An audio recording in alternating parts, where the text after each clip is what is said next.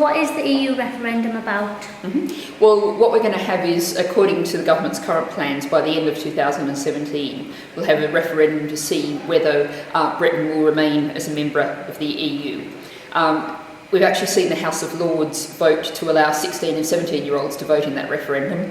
We'll have to see whether that sticks, but I think it's a very exciting potential constitutional change, as well as obviously the big question that all voters will be faced with about remaining in the EU or not.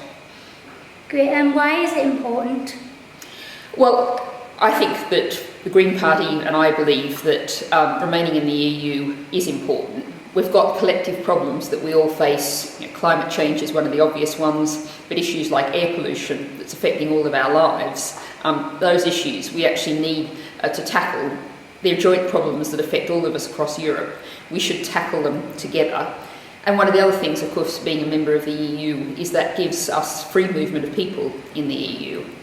And that's a huge possibility for everybody in terms of the quality of our lives, the potential of our lives. Whether you might be a student here in Sunderland who gets an Erasmus scholarship and goes and study in Rome or Paris for a year, whether maybe you want to go and work as an au pair in Germany for a year and brush up your German. And of course, people from continental countries come here and enrich all of our lives. And perhaps, mostly at the other end of life, some people might decide to retire to the Costa del whatever. And all of those are possibilities that enrich all of our lives. Yeah, so you kind of touched on it, but what is the Green Party stance on the matter? Well, as I've said, we'll be calling for a remain and in vote in the EU because we think that's the way in which we need to work together. If we were to vote to leave the EU, because the EU is one of our largest markets in terms of exports, we'd still have to follow lots of EU rules. We'd have to work very closely with the EU. But what we'd lose is the democratic input that we have now with our members of the European Parliament, with our commissioners on the European Council. All of those ways, we should be having a full democratic input into EU decisions.